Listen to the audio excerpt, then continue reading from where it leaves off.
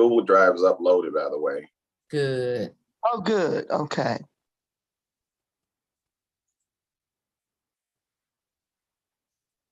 All right, you're live and ready to go. Google Drive is uploaded. Thank you. So good morning. We'd like to call to order our Ways and Means Committee meeting of May 24th, 2022. Madam Clerk, please call the roll. Alderman Boyd, Present. Alderman Vaccaro, Alderwoman Howard, Alderwoman Spencer, Alderwoman Boyd, Alderman Oldenburg, Present. Alderwoman Middlebrook, Present. Alderwoman Evans, Present. Chairwoman Davis. Present. 5 present, you have quorum. Thank you. So for those who were not on earlier, Madam Clerk explained to us that we will have all of our minutes for each week available for approval on our Monday morning meetings. So we can pass that item on the agenda. And we have 2 departments that we're going to have presentations from this morning. And I'm looking forward to both of them because they both are so critical right now in this city. And hopefully we can get more understanding and have the ability to see that they're going to have everything they need to function. So what I'd like to do is to start with Dr. Mati, please. And please introduce yourself. You will guide your presentation. So if you have other members of your department with you who you would like to have state some facts, that's up to you. So go right ahead, please. Thank you so much for having me this morning, Chairwoman and Alderwoman Davis. And thank you all for having me here today. I'm going to share some slides that we prepared. I'd like to also introduce my Fiscal Bureau Chief, Emmanuel Kani, who is on the call and who I may call on to add to this presentation. Please bear with me.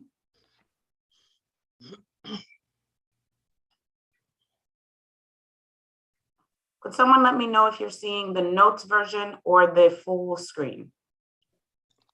So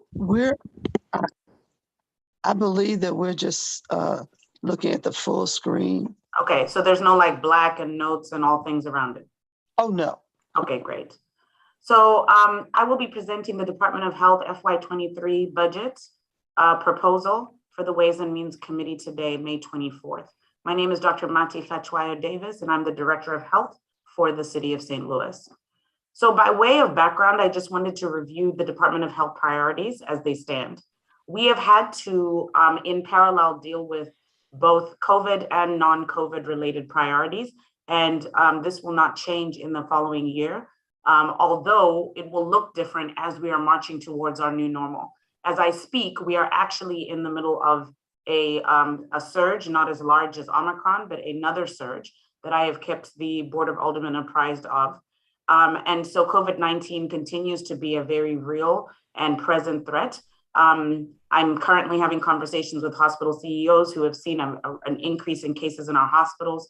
And so I am keeping abreast of that to make sure that we do not have issues around hospital capacity.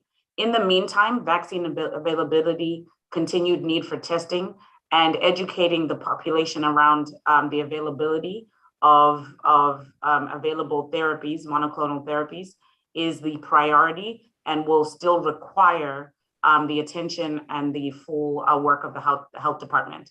Outside of our COVID-19 initiatives, behavioral health, chronic disease, and violence prevention are 3 main areas of priority.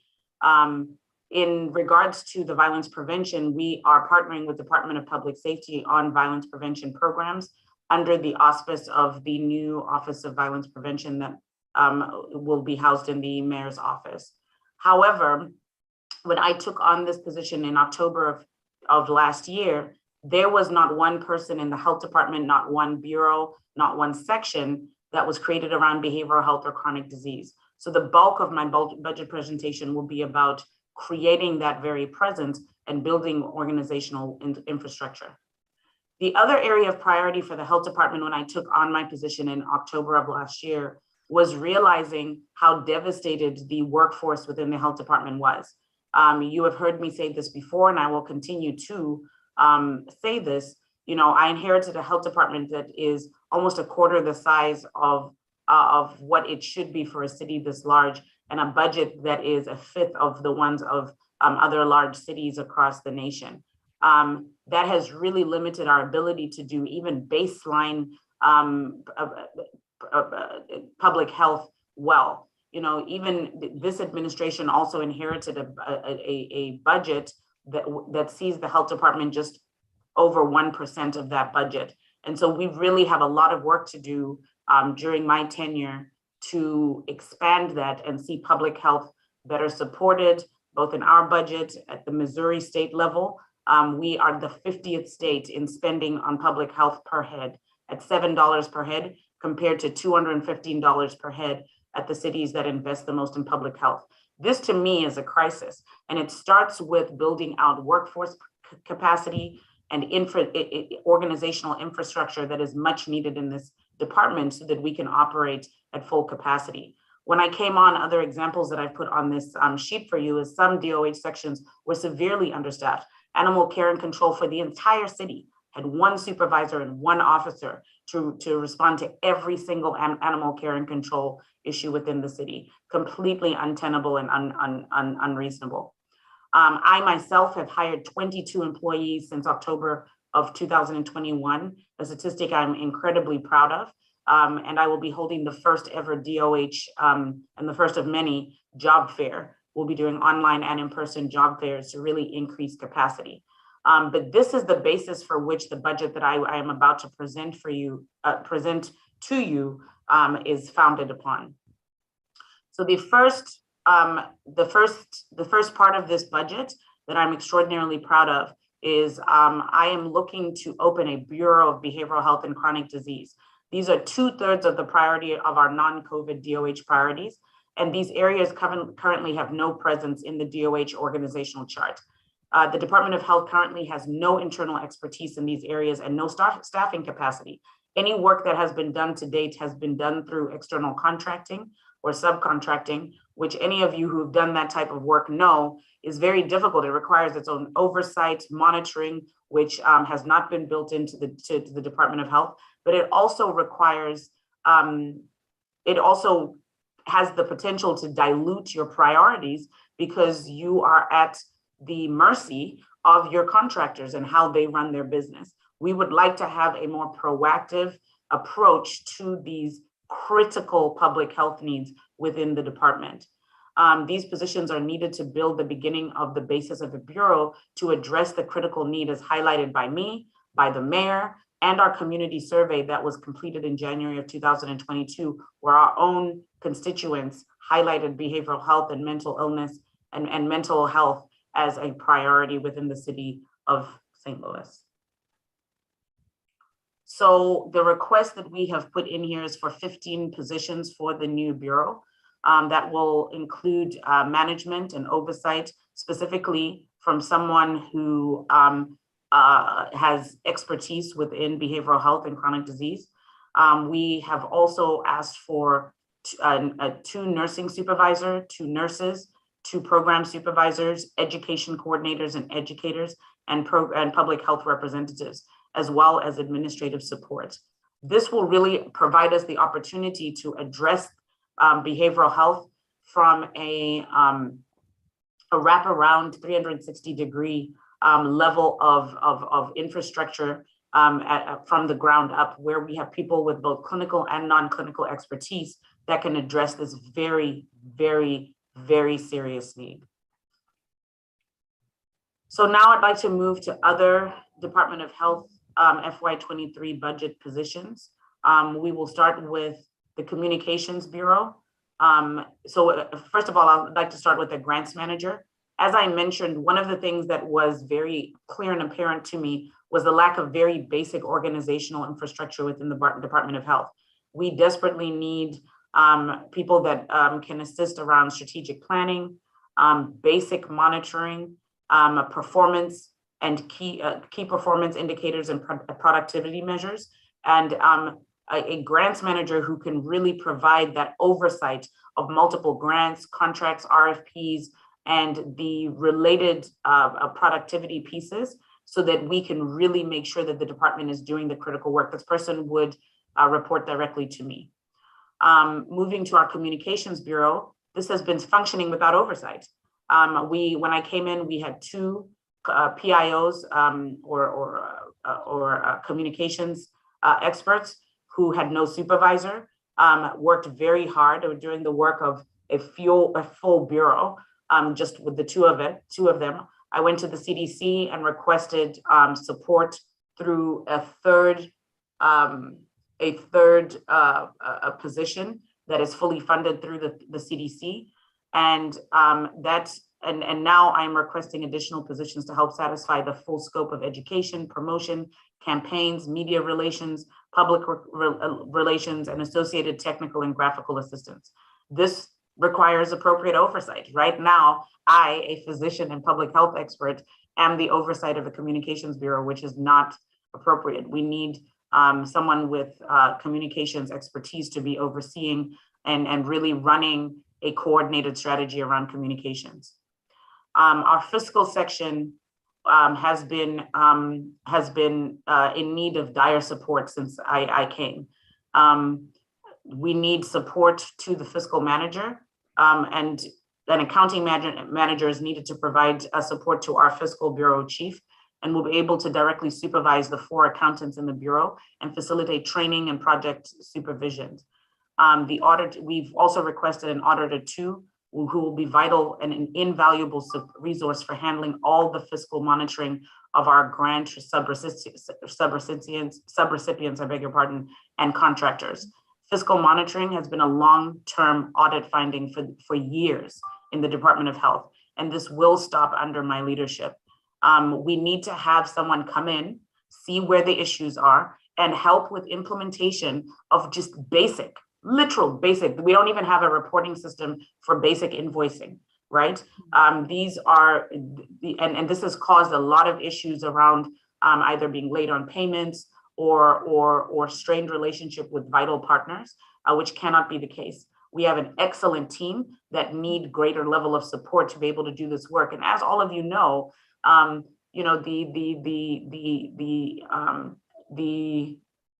the workings of city government are complex and are not only dependent on DOH. So we need people who can work closely with our comptroller's office, with our budget division, with our mayor's office, to ensure that we are providing professional and adequate fiscal support. So these 2 positions are the beginning of a very important process towards having those basic organizational infrastructure built in.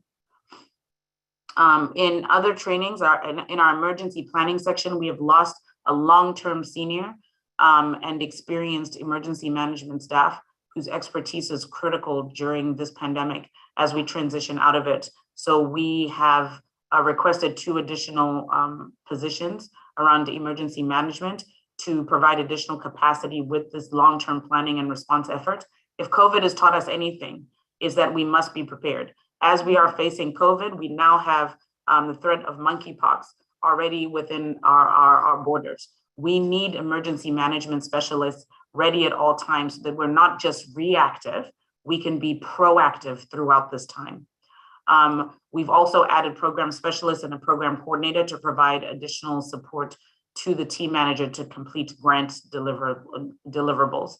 They will also require administrative support for these tasks. In our communicable disease budget, we have needed additional support for quite some time. And I'll be honest with you that we're not nearly there. Even with 12 new positions, we were not able to do full contact tracing for COVID and a number of other communicable diseases for quite some time in the Department of Health. And so we need document specialists, our clerk typists, to provide administrative support. Every single The fact that we are not paperless in the Department of Health, it means every record, every vaccine, every birth certificate, everything in this health department is stored via paper. And we need a lot of support to make sure that that is done in a way that preserves privacy, but also can respond to the needs of our constituents in a timely fashion. We have also asked for program specialists and representatives to support the HIV epidemic grant and some of our other communicable disease needs.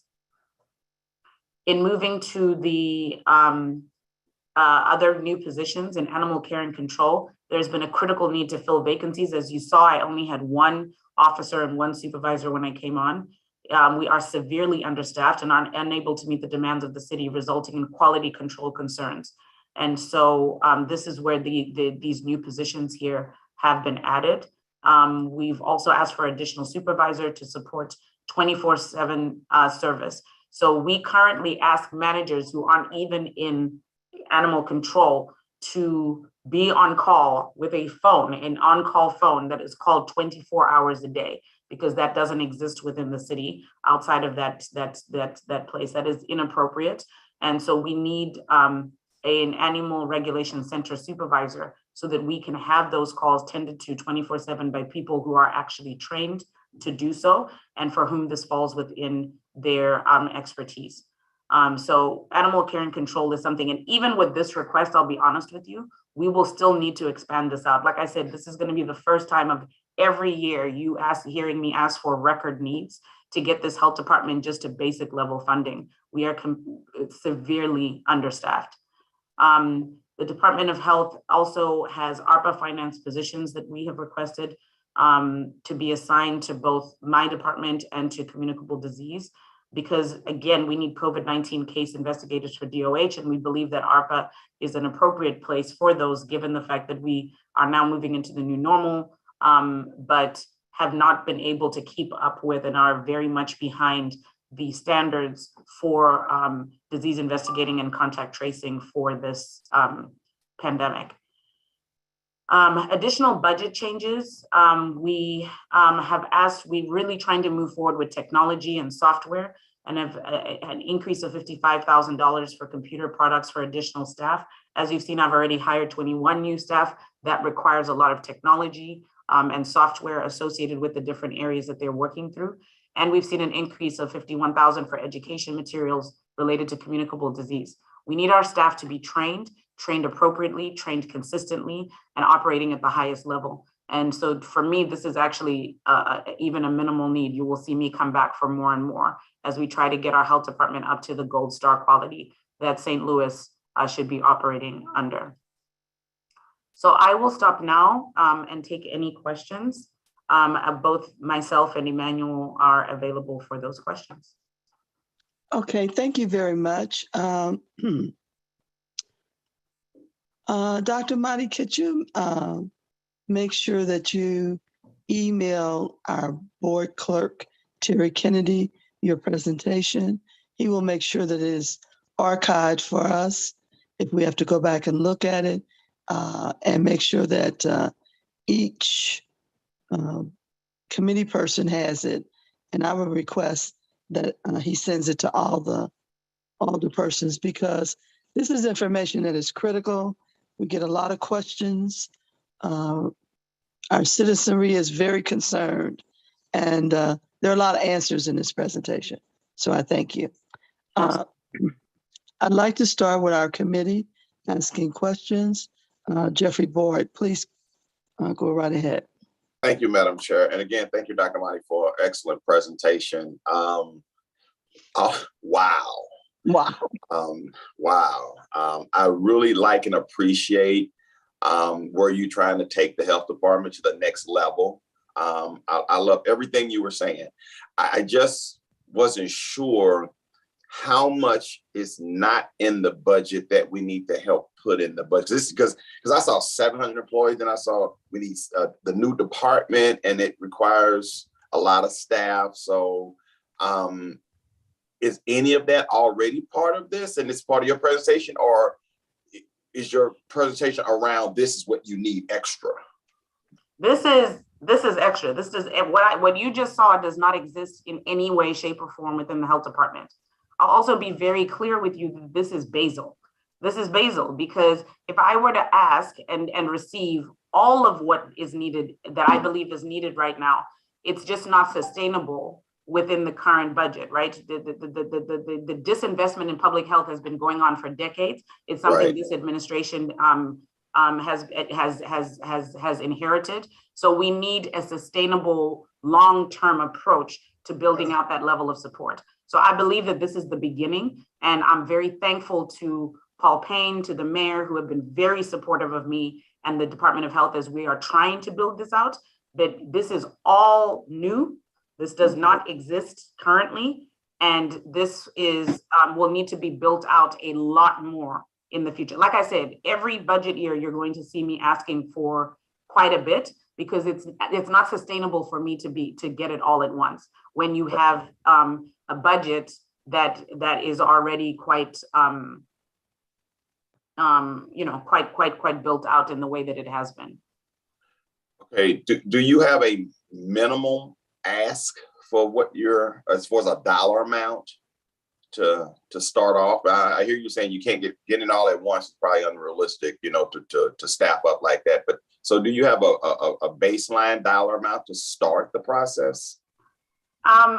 So this budget that we're giving towards the proposal that we have set forth, and I'll hand it over to Emmanuel here in a second, who can give actual dollar amounts. This is the absolute minimum that we're asking for. Oh. Yeah. Okay.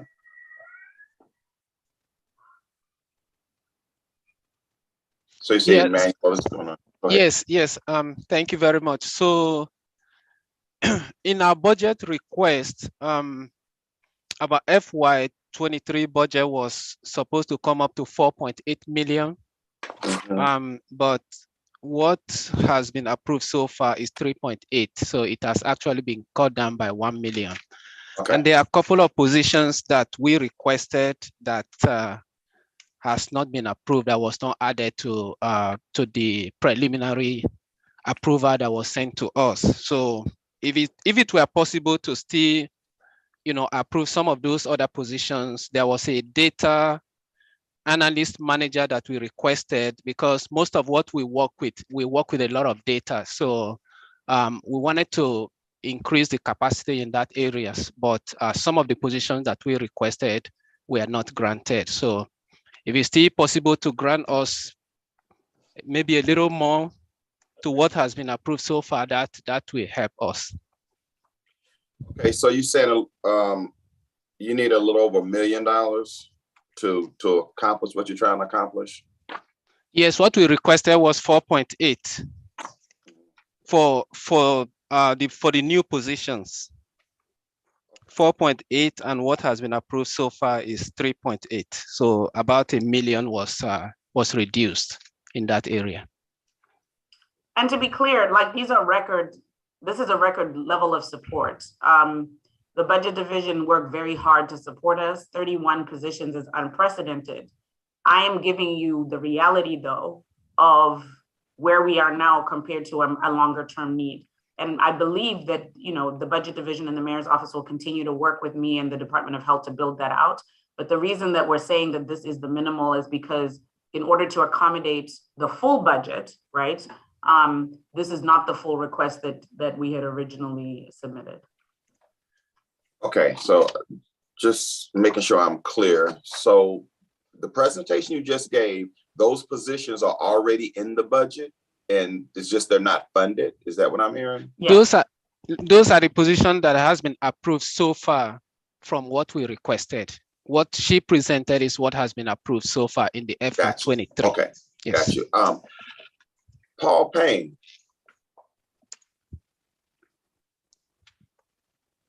I'd like to ask Paul a question. Good morning. Good morning. You got away from me yesterday, but I'm back. How you doing, Paul? Okay, I noticed it was a quick meeting yesterday. Yeah, by the time I logged on, it was over with. So $1 million doesn't sound like a lot of money based on the budget for the city as a whole. We send to every year have a surplus. About how much do we end up on average in the past 3 or 4 years? How much surplus have we ended up with? Operating balance last year was about 32 million from the general fund. Yes. Surplus? Yes. Okay. All right. Some of what Dr. Monty is requesting could probably be covered under ARPA, right? But it's a risk because it's a one-time shot, right? Yeah. And I'm going to reiterate this every time this comes up. With ARPA, those monies end in the end of 24, and you have to be obligated by the end of calendar 24. We do not want to start putting recurring expenses under ARPA simply because that would lead you down a path where you're holding the bag after it expires. Sure.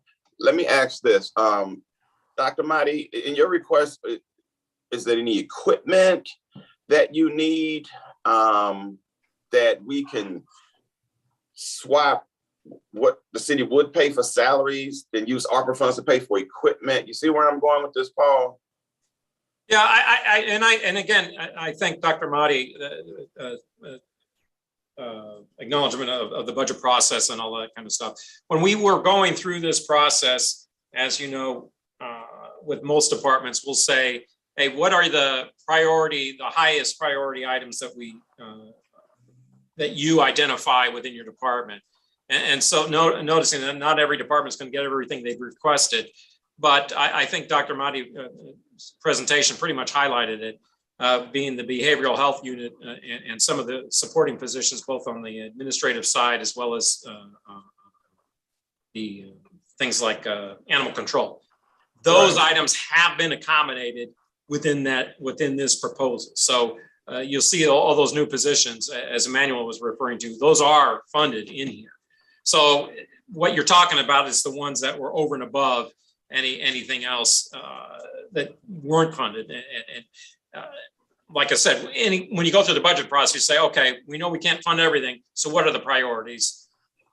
And those were the ones that we sort of worked at. But yeah, I mean, I'll leave it up to you all. If you'd like to see different other priorities, that's up to you. No, I think we're all in agreement that behavioral health is a priority for the whole city, the mayor on down to each alderman. I'm quite sure, I'm confident in saying that. I guess, Dr. Mahdi, I was wondering how much of this new department, how much in, not materials, but equipment, staffing it up with equipment. You're talking about printers, copiers, scanners. I heard you say something about all this paper and we should be digital. Is there a need to get some type of digital scanner that can scan all that stuff and scale it up so that it will make everybody's lives a lot easier? Is that programmed in this budget? It is not, because again, since we needed to focus on priorities with our budget division and with the city's budget as a whole, it's not an expanseless budget, right? So the priority was to go for, to try to see if we can accommodate some of those needs through ARPA, which is a separate, separate conversation. And so we now have, and IT unfortunately is not something that I can just change within the health department, right? It is intimately tied to how we function as a whole within the city as well. So it would need the overhaul as a whole. So our EPI division, we've spent a lot of this year's budget, and again, very thankful to Paul Payne for working with us and allowing us to use certain funds from this year's budget that were not used to be able to get software that we can use within just DOH. And the rest of it, again, we will build out alongside the city, but it's not as if I can just in isolation as an island implement certain IT strategies, because they also require the city as a whole to be paperless and to have IT. So we're very fortunate to have new leadership now, specifically just looking at that, and we'll be working with them. And like I said, what the budget before you, these requests for the FY23 budget are the beginnings of building out an even larger one. And I think what is represented here is going to help us to build that out. Because the reality, Alderman Boyd, is I'll be honest with you, while I'm proud that I hired 21 people, not reflected there are the many others that were excited to work with me as the new director, who wanted to take this job. And unfortunately, we're still working on getting salaries more competitive within the city. So we have a lot of people that don't take that on. So, in Director Payne has been really gracious in working with me as a new director and talking about the fact that while, they can grant us all the positions in the world, realistically, how many have been filled in the past, right? And so we also have to work within building that out and building some of the other long-term systemic issues that limit us in being able to hire people. So 31 positions, unprecedented. That's a lot of support from my budget director, a lot of support from the mayor's office. But I will always be honest with everybody here that if you're asking me, do I have the health department that the city needs right now? No. And a lot of positions still need to be filled and still need to be hired to make sure that, there are standards at the states that we need to meet in food inspections, in animal control. We haven't met them for quite some time, right? So this is a great budget, but I've got a lot of work to do to make sure that our basics get to where they need and to make sure that we're also meeting the priorities that the city wants. So it's a balancing act. And so I don't know that the answer is, give us, 3,000 more positions, because I don't know that I can fill all of them with a lot of the complex issues in play. This will be a great start. Are there other positions that I wish I'd gotten? Sure. Me and every other department in the city. Very sure. Yeah. And again, if that's up for debate, we'll tell you what those were. But I just wanted to give a realistic picture so that you understand that this is a lot of great work and support to even get us here. I think records were broken here, and I'm very proud of that. Well, again, thank you so much for your presentation. I've been here again 19 years, and the health department has almost always been shortchanged. So it's refreshing to hear that, they're getting, a good share this year, or that they're a priority. How about that? So thank you again, and I'll yield back, Madam Chair. Madam Chair, you are muted.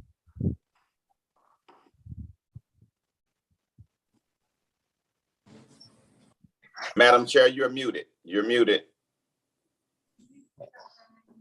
Thank you. Alderman Vaccaro.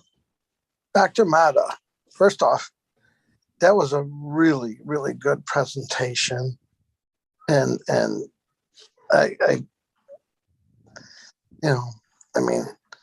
that was just a very good presentation. I appreciate your energy and probably look forward to meeting you sometime in person. I really don't have any questions. I think what Alderman Boyd was getting at is maybe we could take some of the money that is in that budget for equipment and use ARPA funds and free up other money, But what a good presentation, and I like your energy.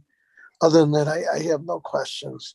Thank you, and sorry about my tardiness. I'm helping someone at the hospital this morning. Well, we thank you for doing the frontline work right now. It's a very, very challenging time and has been for quite some time, Alderwoman Vaccaro.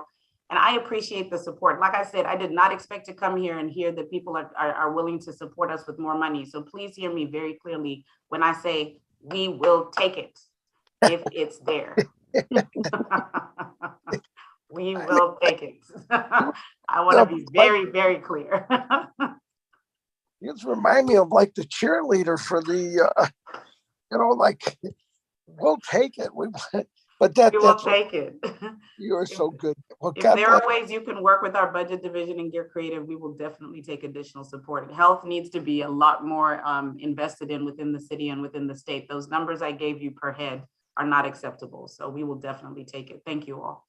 Okay, God bless you. I'm going to yield back, but thank you. Okay. Thank you very much. So Alderwoman Howard is not with us. I haven't seen Alderwoman Spencer yet. I know Alderwoman Boyd was not going to be with us. Alderman Oldenburg? No. Alderwoman Middlebrook? Thank you, Madam Chair. Thank you, Dr. Marty. That was a great presentation. My question, as always, has been answered, being low on the totem pole. So thank you so very much. I have nothing else. Thank you. Alderwoman Evans. Good morning, Madam Chair and Dr. Marty. Again, the presentation was an excellent one and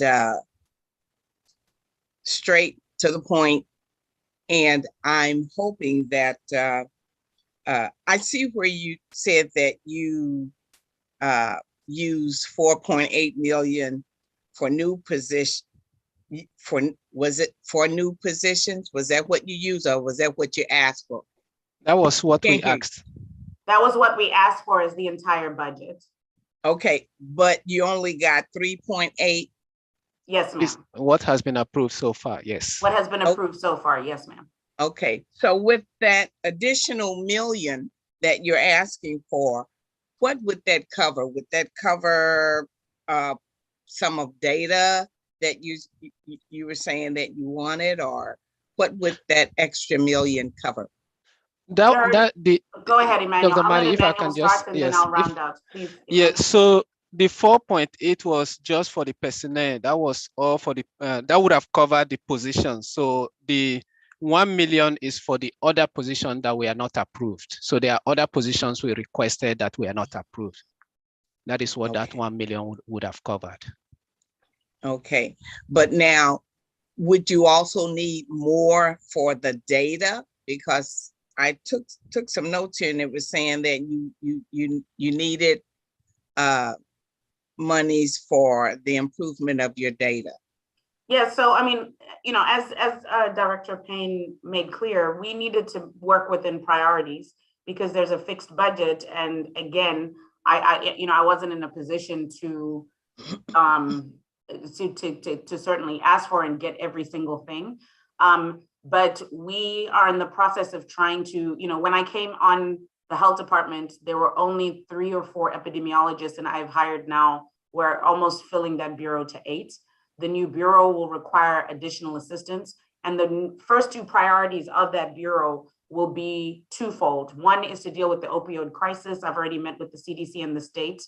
Health department will be helping us with a response to the opioid crisis to complement what already is in the region.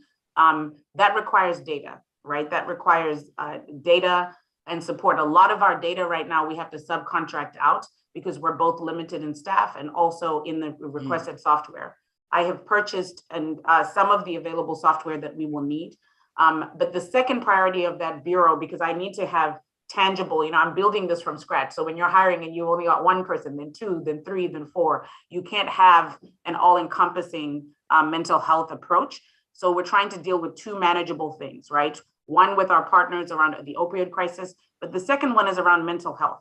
And what I would like to build is a linkage to care program, much like you see in HIV.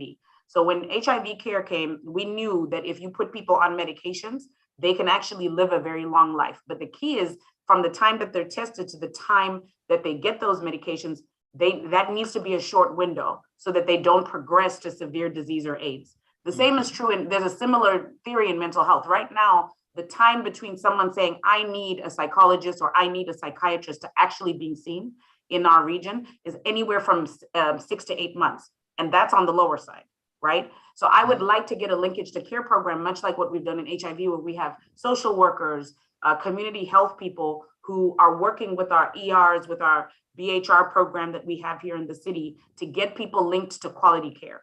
The issue is you've got to make sure that the care is quality. So one of the first things we're doing is working with MHB to standardize quality of mental health services. There's a lot of alternative services out there, but that doesn't always mean good. And a lot of traditional services aren't always mean good, especially for Black and Brown people that are disenfranchised. That takes data, that takes monitoring, that takes software. And so, you know, those are other areas that we'd like to see this built out in the future. Having said that, I want to be very clear. I don't want to be the director that came here and sold you all a dream, right? I'm building this from literally, if this budget is approved, I'll be hiring people July 1st one person at a time. And this is dependent on them wanting to work for the city based on the salaries that we have that, as you all know, are non-competitive yet. It has to do with a lot of things. So it will take time to get there, but yes, there are a lot of other ways that we would like to see money invested in the city. And ultimately, I am marching towards the city having clinical services in the same way the county has. We have no clinical services except for a TB clinic in the city, right? All of that is going to take a lot of money. So what I'm saying is dig deep, because Department of Health is going to be coming for a lot more money to get us to where I know you all want us to be. This is the beginning of that. Thank you. That's all I have, Madam Chair. Okay, thank you. So I only have a couple of things that I picked up on in your presentation, which was superb.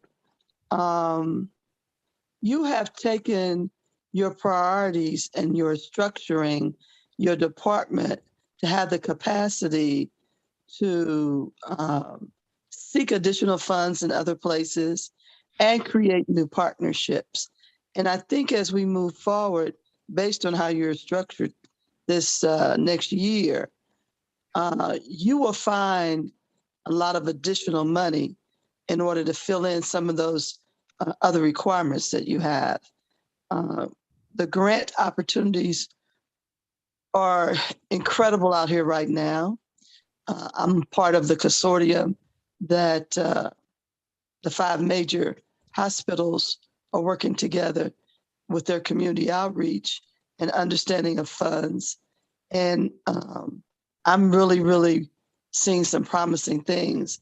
And a lot of our constituency probably just doesn't understand how complicated all of this is. And I appreciate the way you took time to explain it, because it's not just a simple task. And we have a lot of things that we've never had a public conversation about in years pertaining to health in the city. So this is exciting.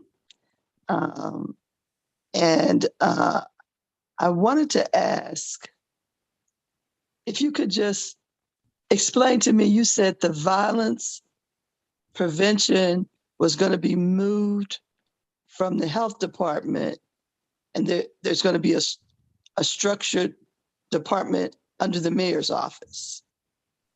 Most cities in the United States understand that violence prevention is multifaceted. Public health to me is probably the central tenet of that, but it requires a really clear understanding of the fact that you need public safety on board, you need public health, multiple other departments. And so having a coordinating entity that oversees that health feeds into. So we will continue to drive budget. We continue to and have been hiring underneath this. We just completed through our PSA review. We got 17 applications for community violence proposals through the ARPA funds that were so graciously given through this process, through the city and the Board of Aldermen support. And we were able to fund 8 different entities. So we will continue to be the central convener around violence prevention, but we are understanding the fact that this requires collaboration between multiple entities and an overall coordinating entity. And the mayor believes that to be important too, and wants to make sure that's represented in her office. Okay, that clarified it for me. Yeah. I was a little concerned. Nope. Yeah, okay. We have the budget, we have, I'm overseeing, but again, I am you can't tell me I have, what priorities do you want, new Madam Director? Violence prevention, behavioral health, great, where are my staff? Non-existent. Like that is not at all tenable, but that is the reality of what I had here. So I'm trying to do this responsibly because I don't think I have the capacity to, from thin air, be able to build out programming for all of violence prevention in the city and all of behavioral health. So this model will really help us get there. Okay. Well, that makes it a lot clearer for me. Was one more thing. Oh, in your time here with us, you have been very, very supportive of doing more with mental health. Yes. And so for me, I have a major concern because we cannot minimize what that means. And most especially for me, with social workers, working with the police department and being more, having more outreach with the homeless, I tend to believe that we need to have more licensed clinical social workers because they have been trained to identify a different mental capacity. And I believe that they could perform differently and be safer. So that's my major concern. I just wanted to leave that with you. Couldn't agree more. And that's why when you see those positions, you saw me identify clinical nurses so that within the sphere of behavioral health, they fulfill that exact capacity. It's important to have that level of expertise. Okay, I appreciate that. So now that I know it's on your radar, I feel much better, much better. Okay, so thank you so much. Was there anything else that you needed to share with us in closing? No, I just really appreciate, as always, the support of all of you. You have been such a great supporter of mine, of public health. Please work with me over the next couple of years. We need to get, that piece of the pie for public health where it should be. My goal is at least 5%, and that needs to be reflected from the state down. And we're at a time of great disinvestment in public health nationally. And so it's going to take a lot of support. You all have always provided me that support, and I'm very appreciative. That's all from me. Thank you. All right. Well, thank you very much for being with us this morning. So next on our agenda is our streets department. And I would like to ask our street director to prepare for your presentation. As I always allow department directors to guide their presentation, introduce any staff you have with you, and after you're done, we'll take questions from the committee. Please move forward.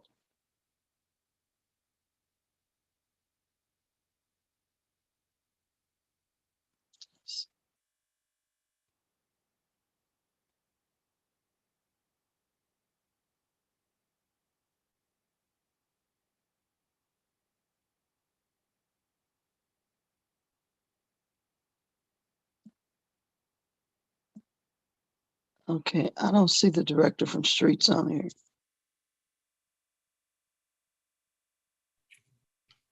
Chairwoman, if you want me, I can try and call someone from the street department.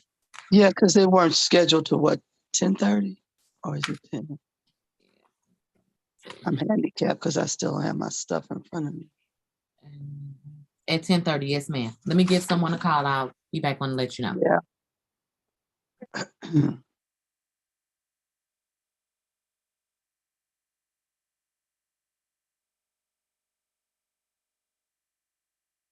While we're waiting for that, I did overlook you this morning, Paul. Was there anything that you needed to share with us this morning?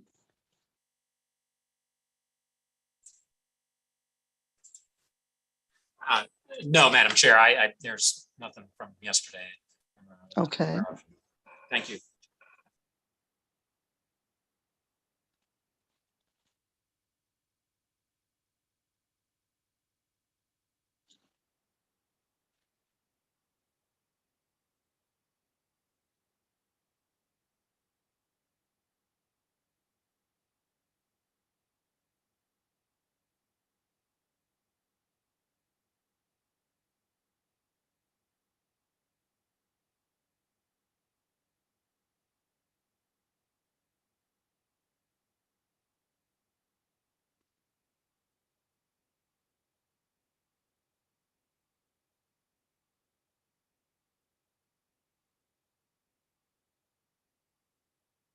Yes, it is okay for the health department to exit the call.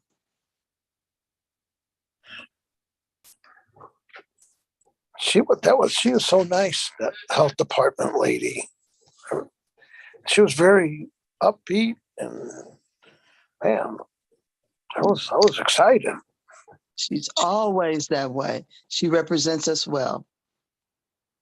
I think so.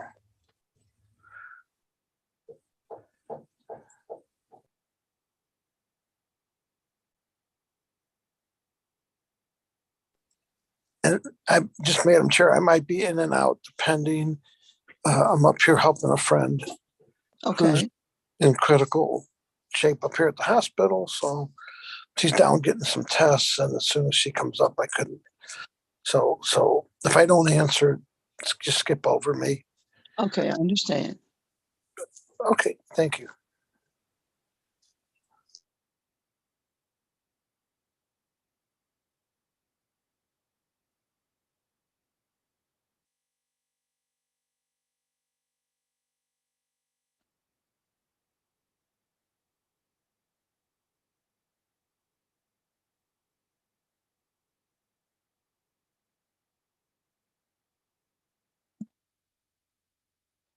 I also wanted to share, I see a few alderpersons that are listening, and you always know, just raise your hand and or get my attention if you needed to ask a question. Thank you, Madam Sometimes- Chair. I appreciate All right. that. Okay, thank you. Madam Chair, I also have an 11 o'clock visit with one of my constituents, so I will be in and out, but just wanted to give you the heads up. All right, thank you so much.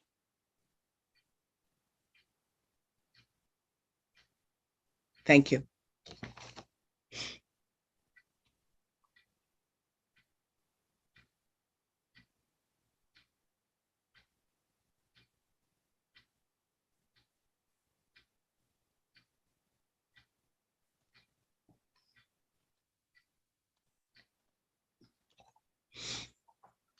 Alderman Boyd, did you see the message that former Alderman Clay has transitioned? Irv Clay, I did not. Yes, sir. Day before yesterday. Okay, thank you for sharing that. Was that a text out or was that an email? I'm not sure how I got it. I may have gotten it in a phone call. I have a lot of activity going on right now. I think I don't see how you keep up.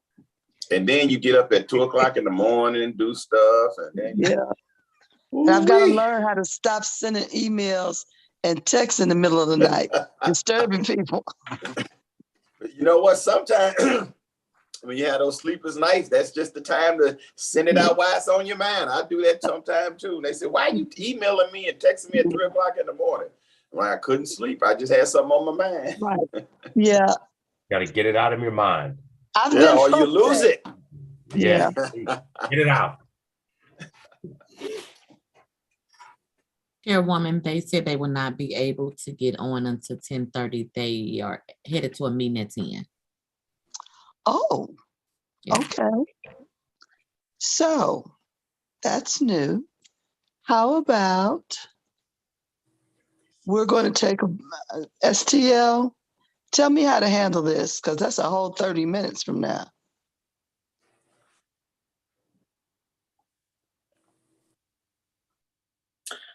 I'm sorry, I you can take a break. We need to take a 30-minute break. I mean, I would just leave the video running personally. Okay. So we'll be in recess. So we'll be in recess, and I'm just going to turn my screen off and put myself on mute, and let's all bring our attention back at 10:25.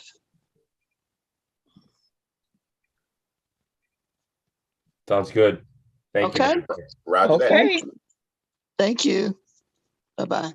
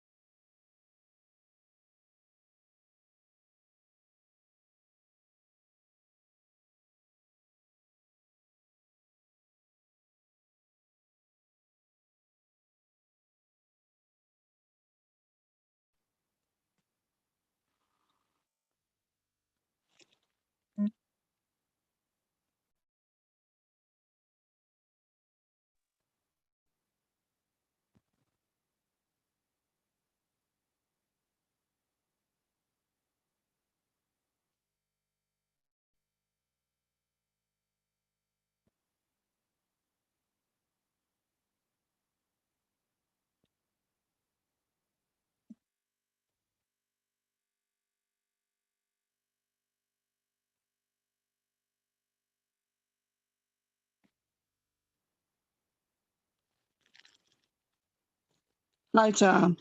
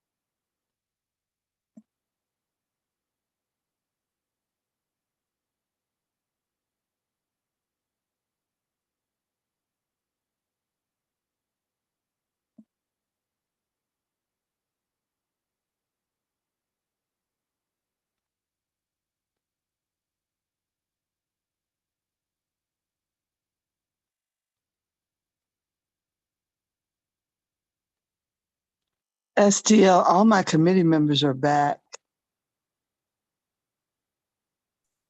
You can go whenever you're ready. We're still live. All right, thank you very much.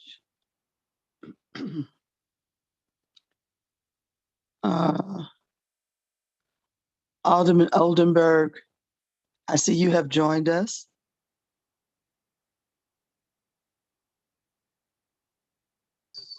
Yes. Okay. Well, we were on a break waiting for the 10:30 time for the street department to come before us. We still have a quorum. So hopefully in a couple of minutes, they'll be signing on.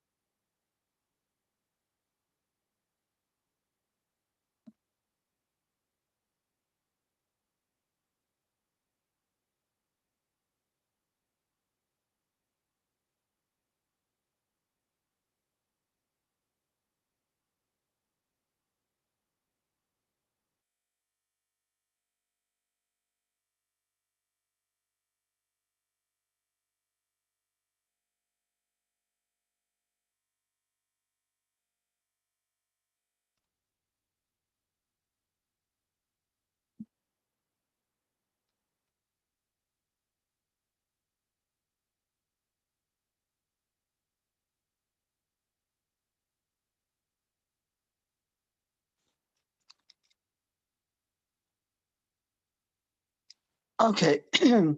I see that our Director of Streets, Bethany Williams, has signed on for the presentation. What I'd like to do is ask that Director Williams, that you will lead your presentation. So any members of your staff that you would like to introduce and or have answer questions as we're in that part of our presentation, feel free to do that. And when you're ready, you may start your presentation and we shall listen. Thank you. Good morning. I am going to start. I just text the other two guys. Oh, I see Jamie just joining. They are all in meetings across for different items today. So they are running to get here. But thank you for this opportunity to present the Streets Department FY23 budget. We are going to go through, I will talk about 510, and then I will have Jamie to speak on some of the changes to the traffic signals and lighting budget. And then once Kent Flake jumps on, he will be able to talk more about the street maintenance budget and some changes that you will see there. I will start with overall generally. We had some, in my first couple, 6 months here, I did notice some things that needed to be taken care of as far as the employees, looking at the work environment and things of that nature. So most of the changes and some of the changes you will see will incorporate some of those things, just simple cleaning of the facilities. How do we make the facilities more safer and secure? And so I've asked the leadership team to look at over the next 2 years, how could we improve the safety features of our facilities so that our staff feel safe when they come to work and have a good environment to work in every day. So I will get started with the 510 Director's Office budget. One of the first things that I want to point out is the grounds and facilities. What we have done is increase that or added funds to that so that the Streets Department's facilities will be added to the city contract which is Dave White's, who does pretty much cleans all of the city facilities. These facilities will be added to that. He has already started some work this year in the building with some of the areas that just had not been cleaned in a very long time. And so we found funding within the current budget to get some initial cleaning done in our ready rooms where most of our everyday employees, boots on the ground employees, congregate and they work every day. So we have started some of that, and what you will see, those additional fees in all of our budgets, 510, 511, 513, and 514. Those are the fees that you will see to increase that cleaning service of all of our facilities with that. Refuse, they already have internal cleaning in their budget, so you will not see an increase there, but we have looked at how do we enhance the cleaning efforts in that facility as well. So that's the grounds and facilities line item that you will see the increase for FY23. Other than that, I asked for a deputy director, which was not approved, but we will continue to strive for that. And the reason and the purpose of that is a lot of our commissioners, some of them, they carry the weight load of more than, it's just not evenly separated or divided amongst the divisions and the workload that they do. And so I am attempting to try to move some of the duties back to the director's office.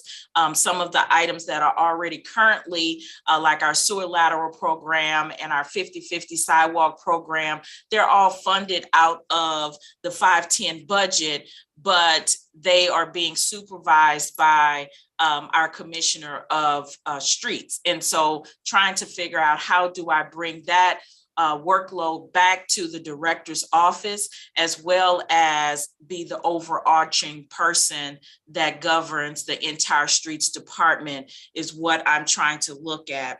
We've also public relations person. You will see an increase in the budget where we will be sharing with forestry. So it's 50% of that. A communications person that could assist us with how we communicate with the public, how we are transparent, will help us with our media, will help us with our community engagement piece. This is a person that is really needed. And Nick from communications really suggested that instead of me bugging them all the time, I need my own person to help out with some of our communication needs. So that's why that's there.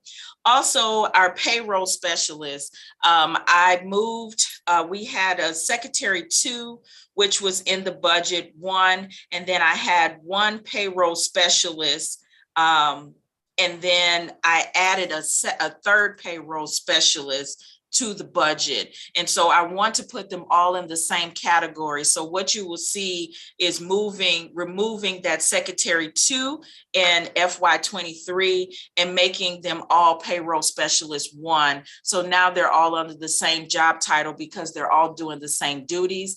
And then further down the line, the goal is to move them to their each individual divisions that they are supporting the payroll services for. So I wanted to get them all under the same job title, then eventually move them to their different divisions. So they will report to the commissioner that they service those people in those departments.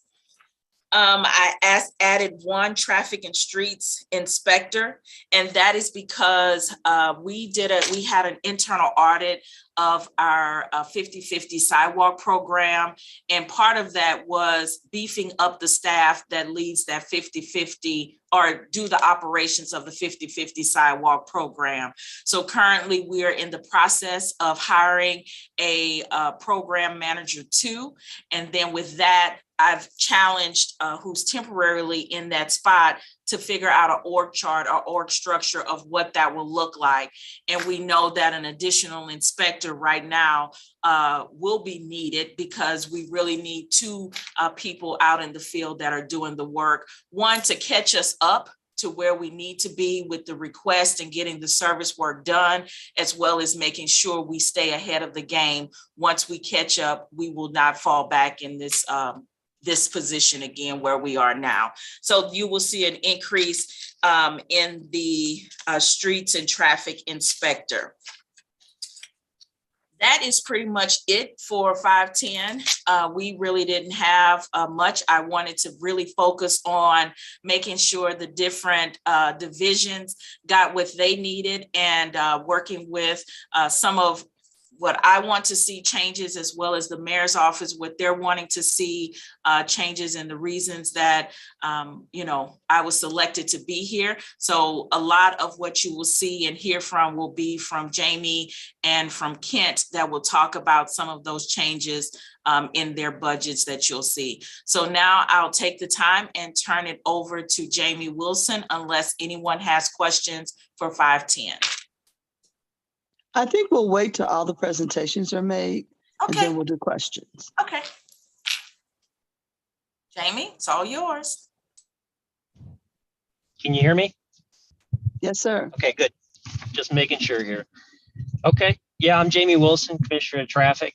So for those that don't know, Traffic Division, we handle the traffic signals, the street lights, signing, striping, all that fun stuff in general traffic engineering for the city.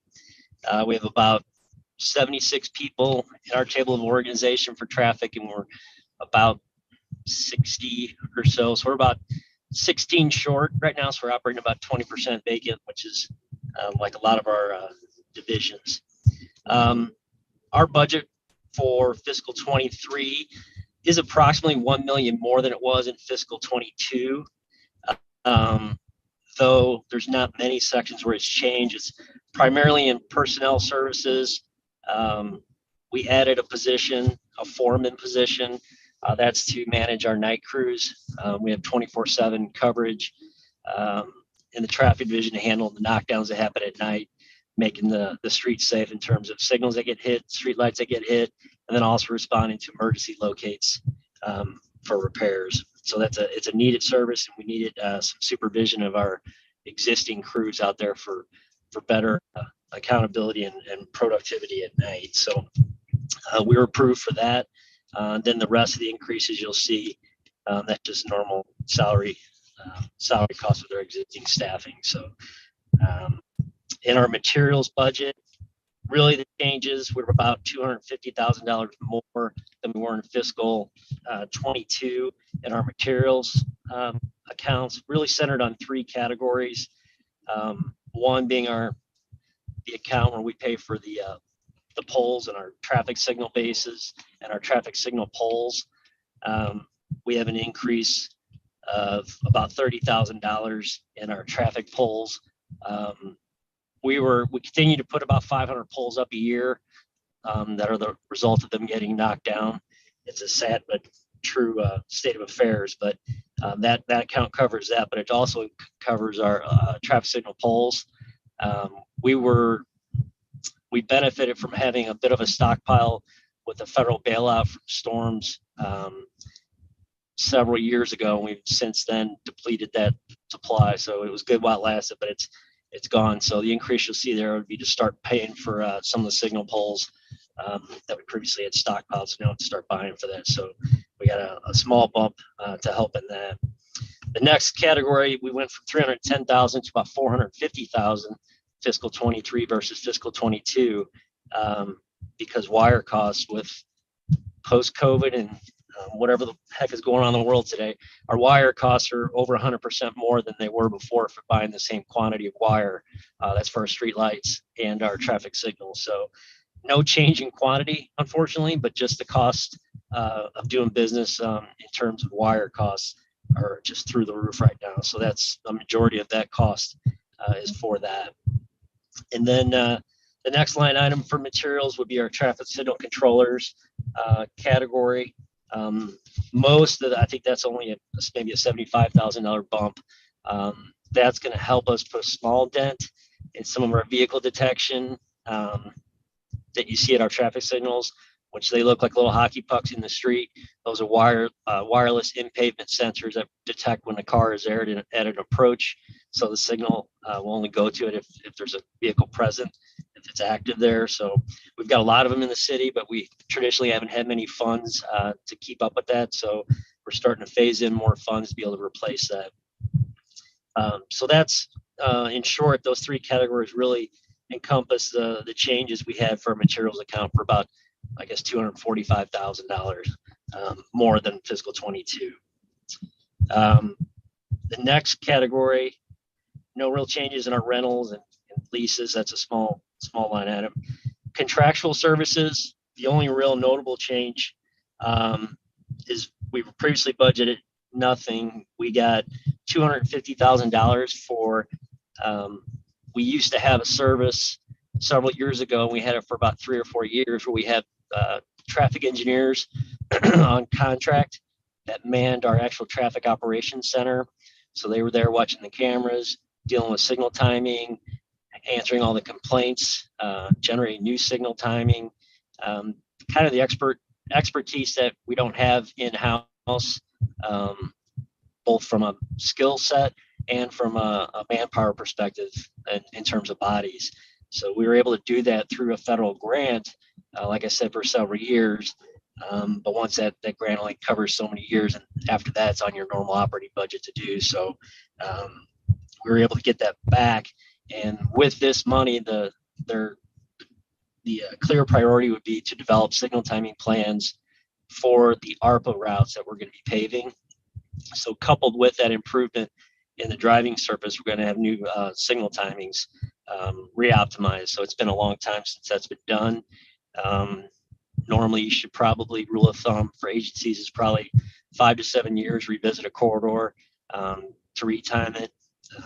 We're taking a good positive step here, as we did in the past with this contract, but the key to this contract will be to keeping this amount in our budget every year.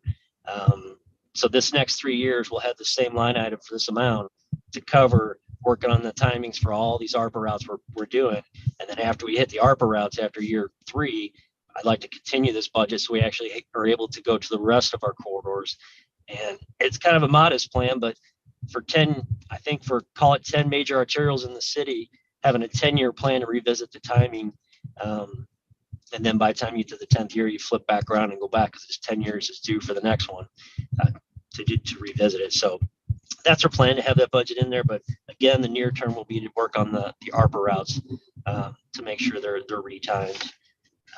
So that really, between personnel services, materials, and contractual services, that general description really adds up to about the $1 million difference you see from fiscal 22 to fiscal 23. Not too much fancy. It's really a status quo, keeping up with the Joneses as far as our materials and the rising costs for that. Add that one foreman position, and then add the contractual services with the traffic engineers at our operations center is really what changes you see in the traffic division. So that's really all I have. I hear we'll wait for questions till the end, so I'll ship it over to I assume Kent for street division.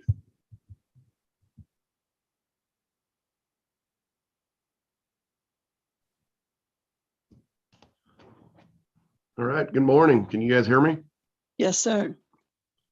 I'll actually start with 513. And my apologies for coming on late. I kept logging in and I was a visitor, not a panelist. So with 513, there's not a whole lot of change there. There's a couple personnel changes. We changed a clerk typist to a telecommunicator. That was based on personnel. We just hired someone and they thought the qualifications of telecommunicator were much more descriptive of the actual job duties versus what the clerk typist was doing. And the other difference, which has been in and out of the budget for, I don't know, probably the last 4 or 5 years, is towing service commissioner, which is I think what we've all planned on having at some point. Hasn't worked out well in the past because we haven't had any candidates really apply for that position. So we are still dreaming of having someone in that position so that we can move forward with City Tow. As far as the contractual and other services, there's not a whole lot difference there. The public health and safety account, it went up a little bit just to cover the cost of uniforms. The utility amount went up just a little bit to cover the increased cost of utilities. Internal services is one of the biggest ones because we are required by law / the state to send certified mail to anyone that we have their car in possession.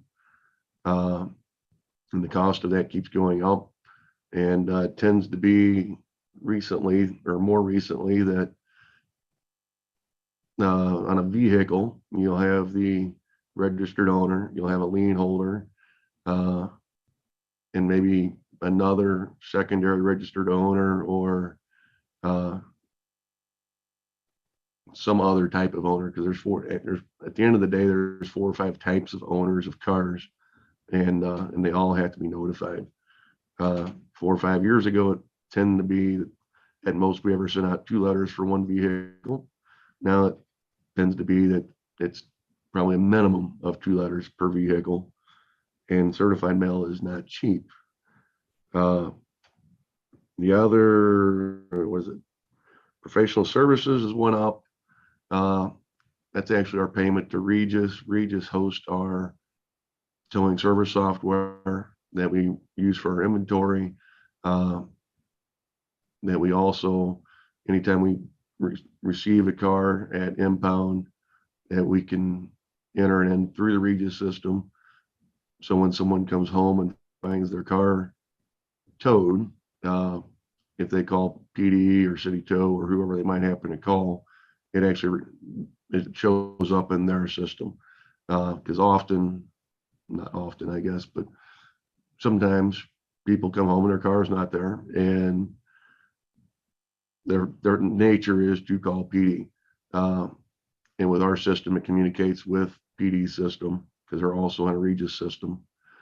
So if they call PD, they'll be like, yep, it was impounded today, either because it was abandoned on the street or because a police officer had it towed for whatever reason it might happen to be.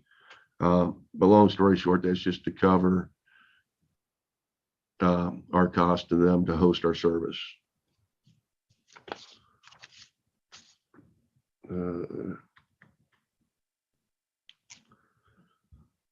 There's also an increase in our 5235 account, which is office supplies, by $1,500. That is to finally get tablets in our tow truck drivers' hands.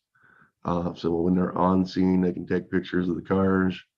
They can do most of the legwork as far as entering the vehicle information in, so a clerk doesn't have to do it once they get back to City Tow. It's been a long time in the coming. It's been probably 2.5 years to actually get to this point. We actually have a trial version that we just started using probably 3 months ago, and it's working fantastic. And the goal is, by raising that up $1,500, was to get 3 more tablets in the field, and probably follow that again next year to get 3 more tablets, and that'll mostly cover our city tow staff. Public health and safety went up a little bit. That's mostly just with cost in general. We keep overspending that by about $1,000 a year, so we upped it by $1,500. And probably the biggest change on here is facility and grounds. The number's been pretty low historically. And what we'd like to do, and the reason we're raising that up this year, is so we can kind of fortify our complex up at City Tow. We have had, probably in the last year and a half, we have had close to 50, somewhere between 50 and 100 break-ins at our City Tow lot. And what it is just a chain link fence. So anybody with a pair of wire cutters just cuts the hole in the chain link fence, and at 2 o'clock in the morning, and they kind of do whatever they want.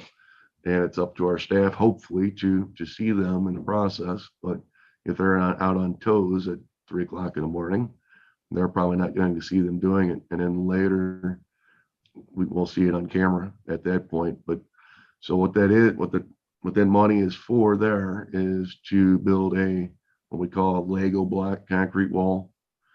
So it'd be, there's many of them around the city. They just look like giant concrete Lego blocks. And our back fence, which is where most of the break-ins have occurred, would be a 8-foot, 9-foot concrete Lego wall, which would be a lot harder to get through than a chain link fence. And with any luck, we don't spend all of that money, that $25,000, and we can upgrade a couple cameras in the process too. They're fairly new cameras as of 7 years ago, but technology and camera changes very quickly. And the technology and the clarity of the picture on a 2022 camera is way better than a 2015 camera. And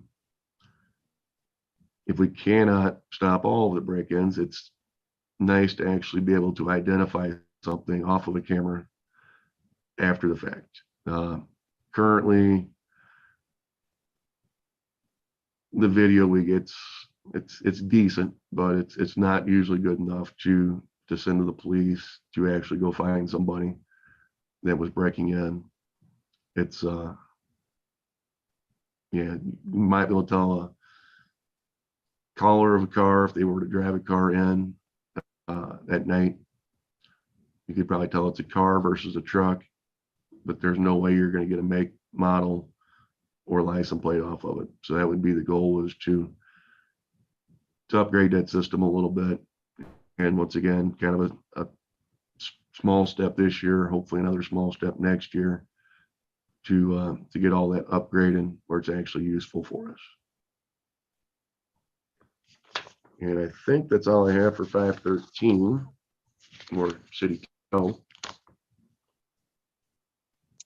And then I will move on to 514, which is street maintenance.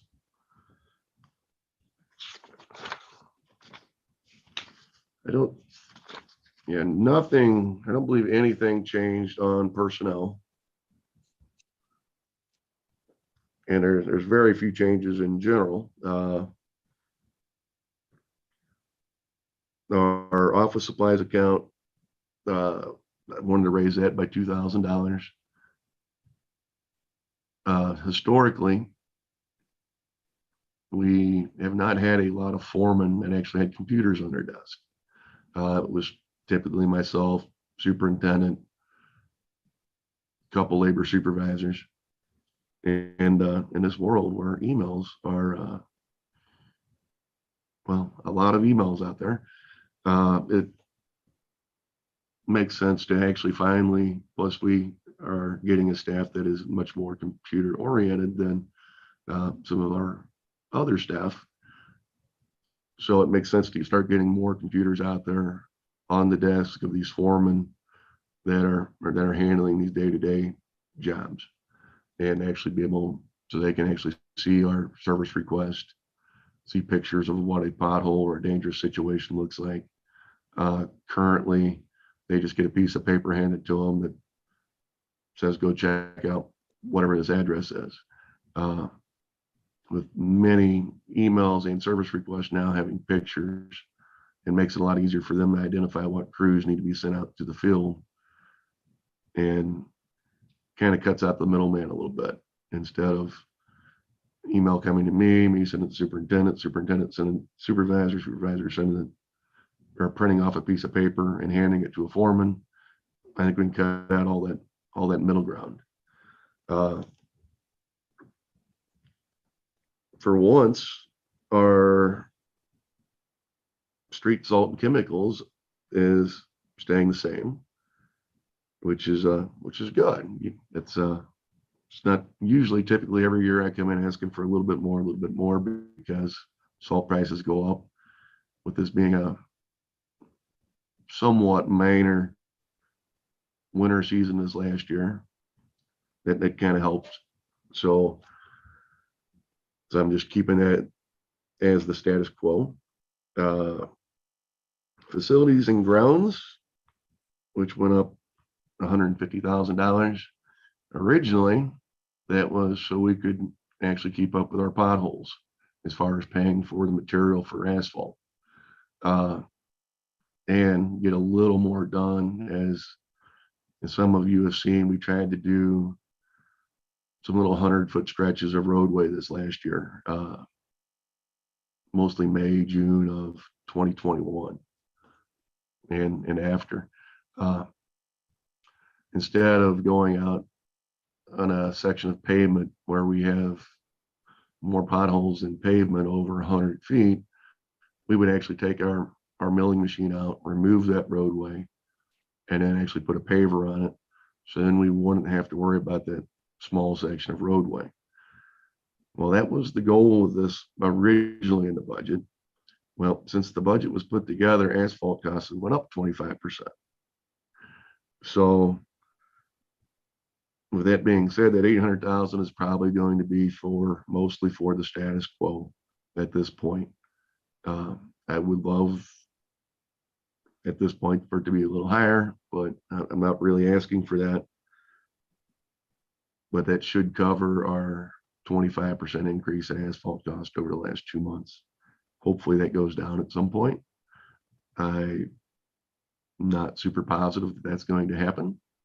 And I anticipate here in about a week and a half, it's probably going to go up another 5 to 10%, because the first of every month we have an updated price from our supplier based on a MoDOT price index. And I know with diesel costs being through the roof right now, that's a large portion of this cost is just having, well, most of it's delivered in the increases plus asphalt and petroleum based product. So and I really think that is all the changes in 514. I think everything else pretty much stayed the same. I don't have any other notes on here, so that must be it. Okay, thank you very much. Was there anyone else, Director Williams? No, the only one I have left is Todd, and he is scheduled, we're scheduled to be back on June 2nd. Yes. Yes. Okay. So we'll move forward with the committee to ask questions. Alderman Boyd. Yes, thank you, Madam Chair. Let's see here. Took several notes. Jamie, is there anyone that keeps up with insurance claims when people knock our poles over? Do we know how much money we got back at insurance claims last year? I don't know. The answer is yes, we do keep up with that. I don't know the number off the top of my head. I can get that to you following this meeting. Generally, we end up collecting 25 to 30%. We're able to collect on people. Okay. All right. But I'll get that number for you. I'll send it to committee. Send it to the chairperson. Thank you. Correct. Thank you.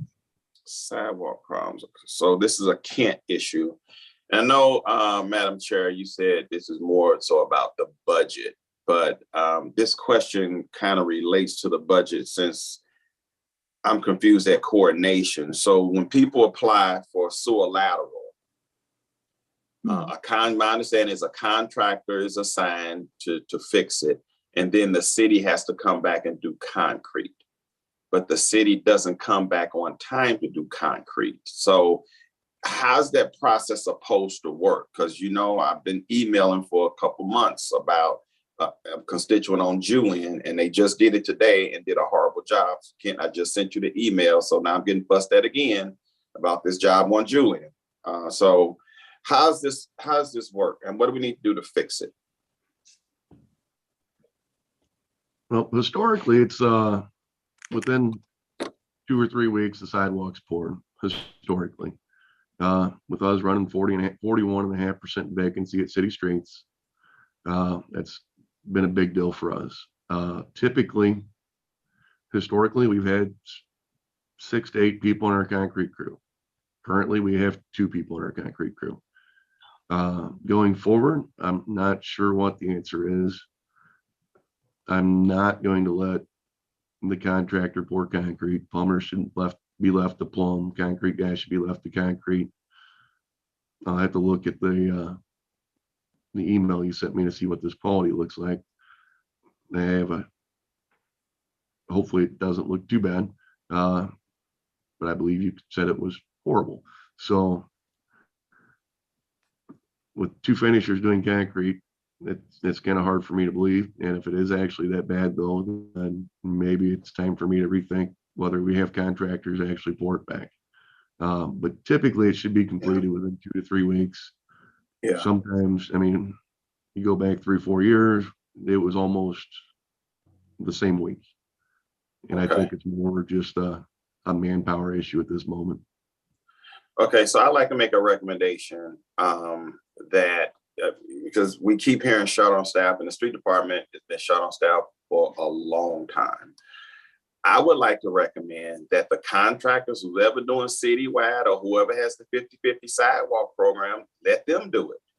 Just add it to the contract some kind of way. I mean, because we can't seem to fill all the necessary positions, and certainly 2 people out of 8 is unacceptable to expect that, you know, we'll get around the city, you know, doing these jobs. But the problem is the city is creating a public safety hazard, you know, a trip hazard. So if somebody's walking down the street and street light happen to be out and they're just talking and joking, and next thing you know, somebody fall and bust their lip, then that's going to be on the city.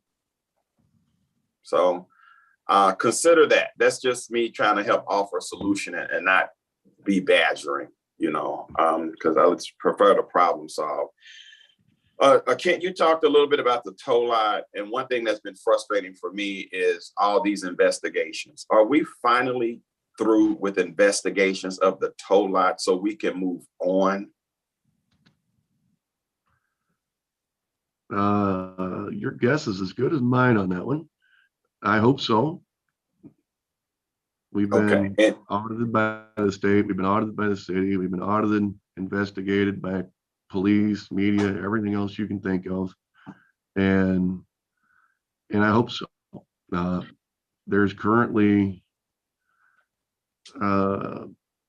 Director Williams can probably talk about this more than I can, but there's currently an audit to figure out how we should be staffed and how we can improve the tow lot.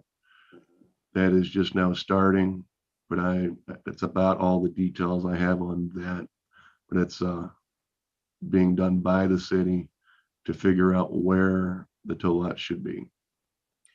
Yeah, so that audit will just look at our operations and see how, making sure we have people in the right places, our facilities are, as well as our operations are being manned properly. That's what that audit will deliver and give us, as well as my goal is to take all of these audits that we've had and figure out how do we improve from there. And step one is, like we talked about earlier, you've heard a lot of in our budget, just looking at the people that work there and making sure the facility is a safer facility, not only for the employees, but when someone's vehicle is there, how do we enhance that level of safety on the property? And then from there, we will look at other operations and hopefully, and we've started that, we've started putting procedures in place. I've asked all of the divisions to look at your everyday duties and what are the steps and procedures you take to facilitate those duties. So with that, we're able to get more on a sync and scale or time of how we're doing the business, and we're following a procedure to do it. So it is my hope that we're done with the audits, but if not, they will be able to see growth in the city tow as well as the streets department as a whole. Yeah, Deborah, can you tell me if we are towing vehicles for the Treasurer's Department? Have that started back? It has not started back. I feel I have a meeting this week with the Treasurer's office to start looking at what does that process look like. It's new to me. So anytime someone calls about a new process, before I even talk to Ken or the team about it, I just want to know what is their expectation from the streets department. So it's my understanding that the city treasurer will start that meeting this week. Well, it's not a new process. It's something that's been going on for years. And yes, unfortunately, politics got in the way and then it stopped under the Cruisen administration. There was no justifiable reason for it to stop except politics. And I'm just keeping it real. So we don't have to recreate anything. A system is already in place. It's just the treasurer's office has to have a willingness to tow cars again for people who have been paid parking tickets. Because basically right now, Madam Chair, can we have the treasurer's office come before us as well if they're not already on the list? I believe they're scheduled. Okay, thank you. Thank you. Because it just seems like to me, people may be getting away with stuff that they shouldn't get away with. So anyway, I'm glad you're going to have that conversation.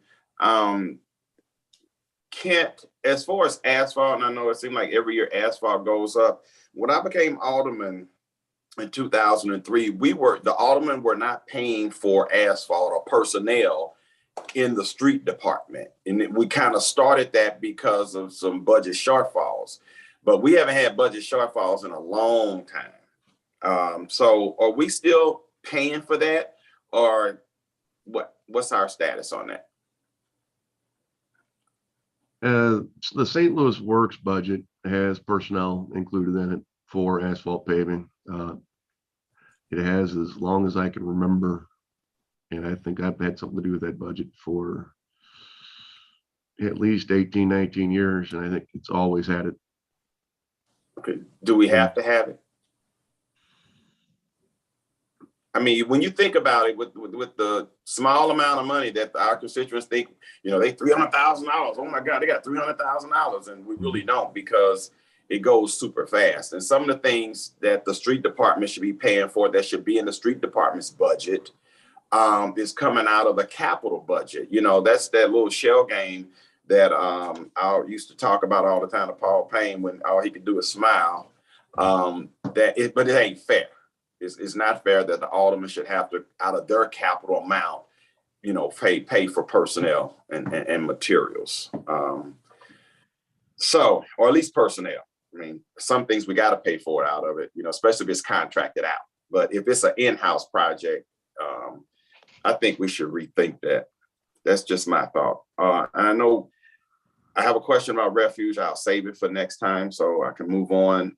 Back to the toll out again. I heard you say 125, 150 break-ins. I think it was between 50 and 100. 50 and 100. If you look at, and the only reason I figured out it was that high was, well, many of them reported to me, and we did police reports on each and every one of them.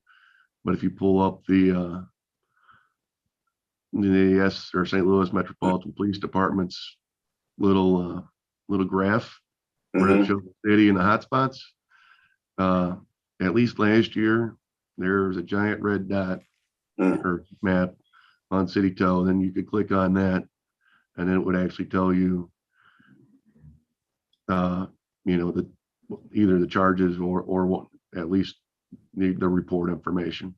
And it was, and some of it, and it was, I think it was mostly, I don't know if the charges is the right word for it, but they might get one person, but they may charge them with 3 different things. And I think that number after the charges was around 100.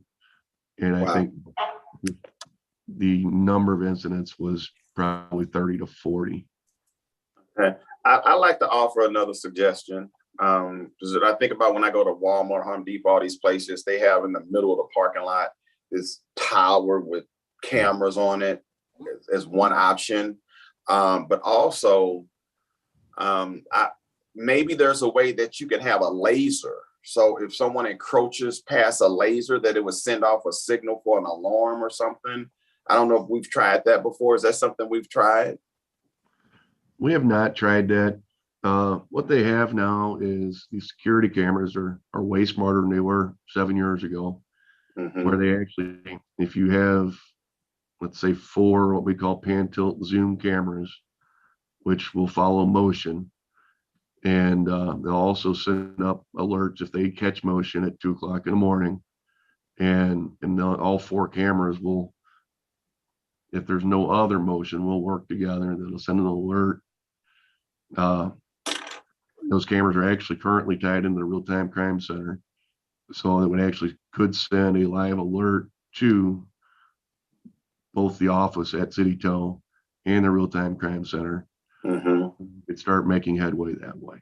The software is kind of expensive, but I think it's worth probably every penny if it actually works.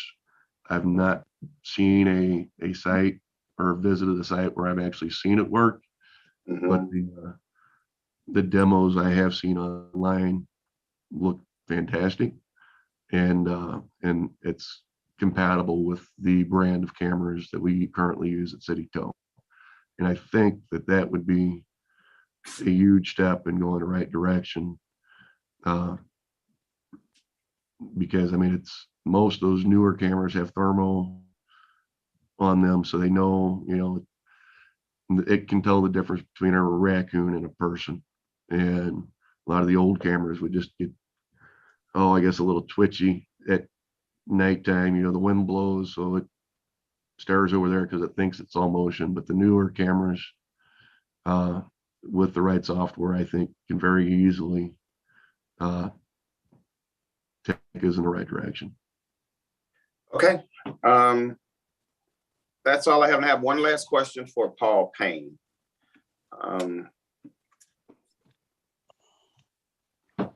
Is Paul still with us?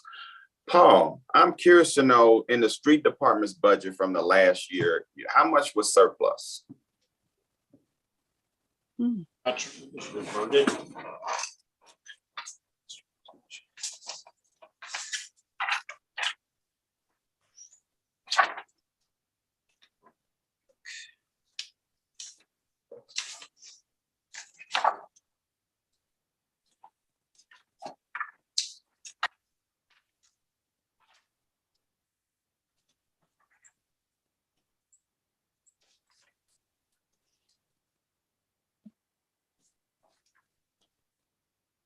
had a balance of about 533,000. Okay. Paul, let me ask you this. One of the themes with a lot of departments is, they can't hire people because of pay, the pay scale. Are you in conversations with the personnel director to, explore, how do we increase the pay so that we can be more effective and efficient? Because at some point, our employees become burnt out like the police department. If you just keep doing overtime or you keep doing, 2 persons job or 1.5 job, and you just expected to do that, but you don't really get compensated for that, that would create burnout. So are we working on that? Yeah, I haven't been directly involved with the pay negotiations at all, but as I mentioned in the budget preview, we've got over $17 million all funds, of which about $14 million in the general fund for increases, salary increases, pending the pay plan. And then in addition to that, as you know, there was that addition of about $12 million in ARPA funds for one-time pay incentives. So I know there's been a lot of funds allocated for that purpose, and I think it's just all contingent upon the pay plan being concluded. Okay, thank you very much, Paul. Madam Chair, I have no more questions. I'll yield back. Thank you. All right, thank you. It looks like we're going to go to, oh, wow. Okay, I don't see Alderwoman Howard or Alderwoman Spencer and Alderwoman Boyd. So we're down to, oh, there you are. Okay. Yes, ma'am. I have no, thank you. The only comment I had was, I know that Refuge has been dealing with, I don't know if it's throughout the city, but people are stealing the hooks, which is causing a large expense on Refuge because they have to replace those hooks because they can't empty trash. And so I guess we'd be looking to address that. And I know, but that's budget because it's going to cost them a large number of dollars to replace those, or we looks. So I think the question was about budget for replacing the hooks on the dumpsters when they're stolen. It was going in and out, but I feel like that was the question. So we can talk more about that on the 2nd when the Refuge Department presents their budget. But I will say that we have figured out how we could be more efficient when we place the hooks and just changing the bolt pattern to and how we are able to connect the hooks to the actual cans. So that will save us a large amount of funds. And as we're replacing cans, we're changing how the bolt pattern is for how the hooks are connected. So we should see, I'm not expected to see a large amount of cost increase for that, but if in the case that that doesn't work, then we would have to come up with some type of welding or soldering the hooks onto the cans if possible. But these are all things that could possibly be done in-house. We're trying to figure out how we can resolve this in-house before we put the dumpsters out in the alleys, before it becomes a cost burden for the city. Okay, thank you. Okay. Alderman Oldenburg. I have no questions. Thank you, Madam Chair. All right. Alderwoman Middlebrook. I have no questions, Madam Chair. Thank you. Alderwoman Evans. Thank you, Madam Chair. And presenters. Mr. Flake, I'm not sure if this is in your department or not, but how often or how long does it take to have a request attended to when constituents are asking to have potholes filled on their streets? Oh, recently, it has been a long time. Last week, we shut down everything at the street department, or not street department, everything in street maintenance other than street cleaning. And prior to that, we were about 2,000 potholes behind. And those went back almost a year. Last week, we completed right around 1,500 potholes. There's probably some extra ones in there. We also did it in our travels.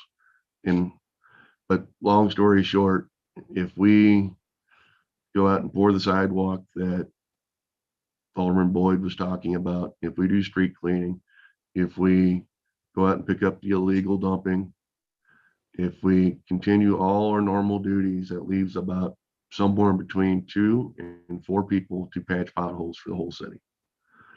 And on a normal day in decent weather, we get 30 to 40 complaints a day. And those 2 to 4 people cannot keep up with that.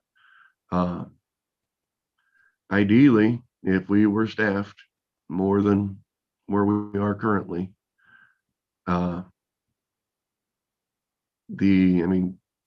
anytime you put a CSB in, it tells you that, oh, your pothole on Kings Highway should be filled in 3 days. Your pothole on Compton or St. Louis Avenue should be filled in 7 days. Your residential street potholes should be filled in, I believe, 14 or 20, I think 14 days, and your alley potholes should be filled in 21 days. Forever, those were good numbers. Over the last 2, maybe 3 years, those numbers are not good at all. Currently, when we patch potholes, we push 2 things. The biggest one is property damage. So somebody claims they were driving up Kings Highway or whatever street they're driving on, and they claim that they did had vehicular damage. That's the first place that crew is going to go to today or first thing tomorrow. The second thing is anything on a major street. So once you get down to your St. Louis Avenues, your Comptons, your whatever, anything lower than a major street, it could be a while, a very long while sometimes. Okay, that's potholes. And I believe the city is, I guess you could say, on task for doing pavement of major streets. Is that my understanding? That is your understanding. That is correct. And when shall we see that come to fruition? I'm not sure. I think the ARPA funds just hit. I think they just showed up an account over the weekend when I was here. With those projects come a lot of other work that is not directly asphalt or paving. Those projects, some of them include curb, some of them include repairing, replacing medians. Anytime we pave, it requires ADA accessible wheelchair ramps on each and every corner. We are still kind of working on trying to figure out the intricacies of this. And we're going to have to sit down with the Board of Public Service because they will be the ones doing all that concrete work. Obviously, I don't want to go pave a street and have them come in and tear out a bunch of curb and a bunch of wheelchair ramps, which is going to destroy the freshly paved street. So it's going to be very interesting schedule once we get it done, or once we get to that point. And I had a meeting this morning that we have 37 months, and you take out about half of those because it'll be not conducive to decent paving. It's 37 months sounds like a long time.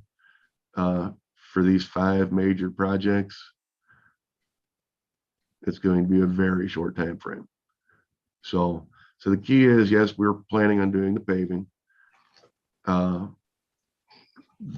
But we have to figure out with our counterparts of the Board of Public Service and how we want to go about, first of all, scheduling all of those, how they are going to need a contractor in to do all the concrete work, whether it be wheelchair ramps, curbs, medians, etc. So it's going to be tricky. Okay. Well, thank you. Yep, you're welcome. Appreciate you. Okay.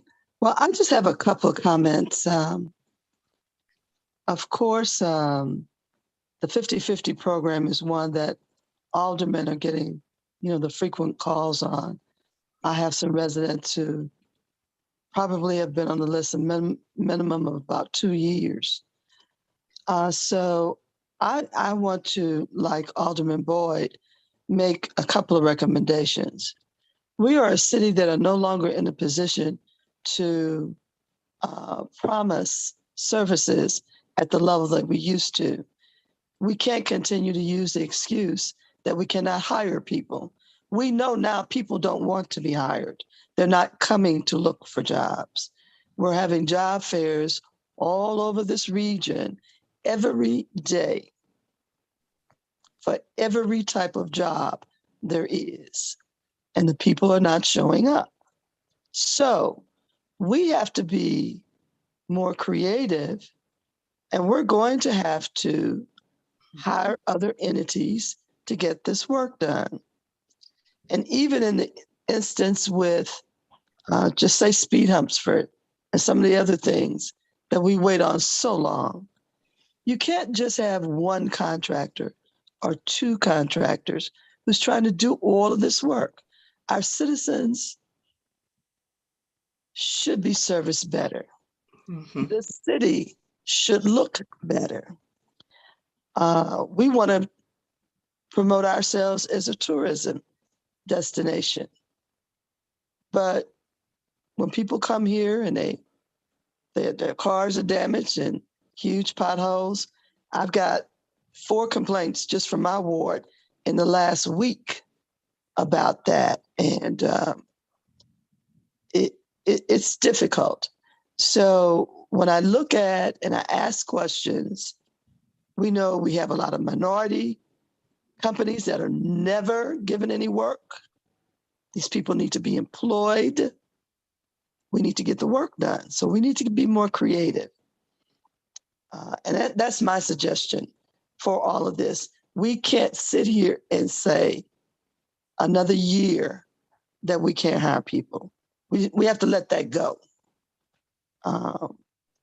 When I look at this whole towing ridiculous situation, this is my 3rd go around, and probably Alderman Boyd's 4th for situations with the tow lot. Should we even be in that business? We have to look at these things and realize that just because we did it 50 years ago doesn't mean we need to still be doing it. Or maybe it needs to be limited. Maybe we need to figure out what portions of it that we're going to be responsible for and have others take on that responsibility. When I call AAA, I don't have to worry because they got 99,000 people who are contractors and somebody's going to get there right away. So we just have to kind of think these things through.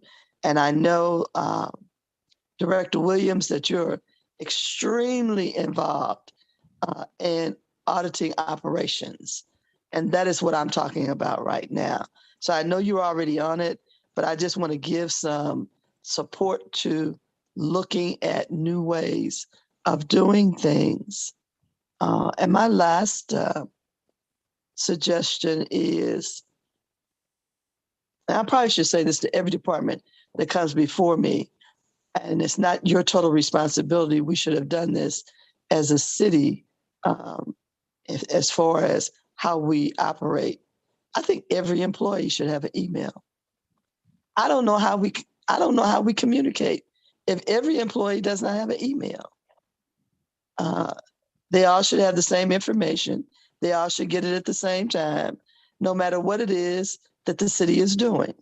So I'm just throwing it out there. Paul, I just threw that out there for you too. So we can talk about that later on. But as an overall, I am looking at this street department has a history of doing good work. And it's so unfortunate that the culture of society has changed so that it is hampering that from being the case of today. So hopefully, as you continue to look at everything and how you are going to provide services, we will probably end up like many other counties and cities around the country. We'll have to do business in a different way. So, Director Williams, I'd like to ask you, well, first of all, hold on. Is there anybody else who is not on the committee that had any questions? I didn't see any hands. But I'll ask the question anyway.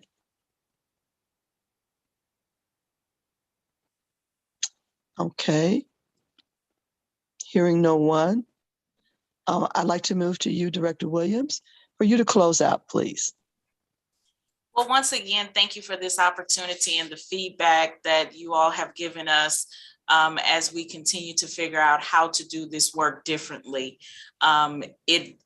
I enjoyed hearing from you, Madam Chairman, speak to doing the work differently. And that is what I challenge all of these divisions in this department to look at. How do we do this work differently and still honor our commitments? I try to be a realist, and I don't know that we will ever get back to full capacity. So it's, what do we do? How do we change that? And what is the new look and feel of the streets department, but still keeping those core values and the respect of the employees, because we do have dedicated service workers, public service workers, and just trying to figure out how do we increase this pipeline to get people back in the door. And if we don't get another, how do we still honor our commitments to the city of St. Louis? So I thank you for this opportunity. At any time, you all know that the Streets Department is here and we are open to any comments that you may have, suggestions, or if it's concerns that you have, please let us know so that we can make sure we continue to facilitate those for you. Well, I thank you very much, and it's been a pleasure. You really got up to speed pretty fast too. I'll give you that too. Oh. Okay. I'm still working on it every day, and Saturdays and Sundays. I know you're working on it, so we appreciate that. Yes, thank you. Thank you very much. Have a good one. Thank you. I just wanted to share with you that you and your staff can sign off.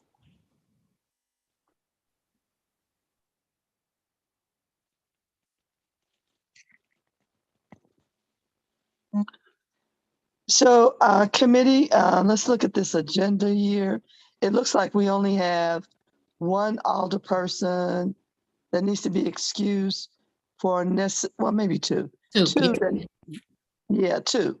Alderwoman Howard and Alderwoman Spencer. Is that right, Madam Clerk? Yes, ma'am. Okay. And next we, is there any other discussion?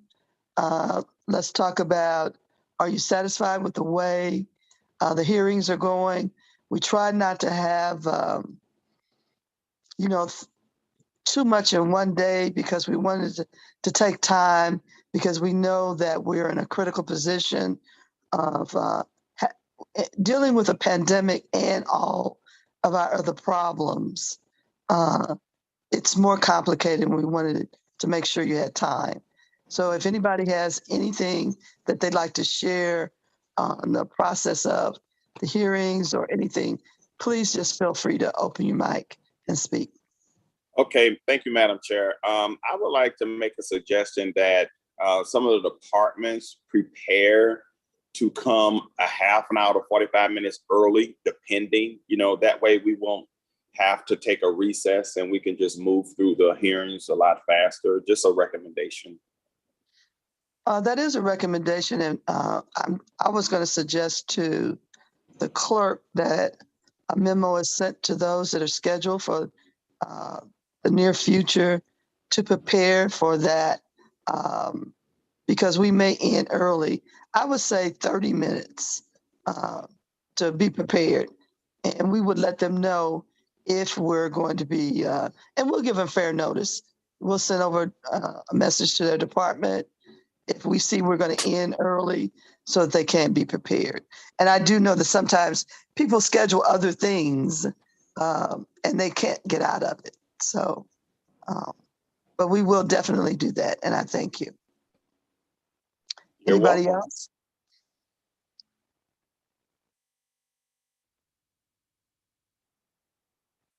Okay. Hearing no one else, this was a good, both presentations were very good. And I think we got a lot of good feedback and interaction. So we can call this meeting adjourned. I thank you all, and I'll see you tomorrow. Thank you, Madam Clerk. Have a good one. Thanks.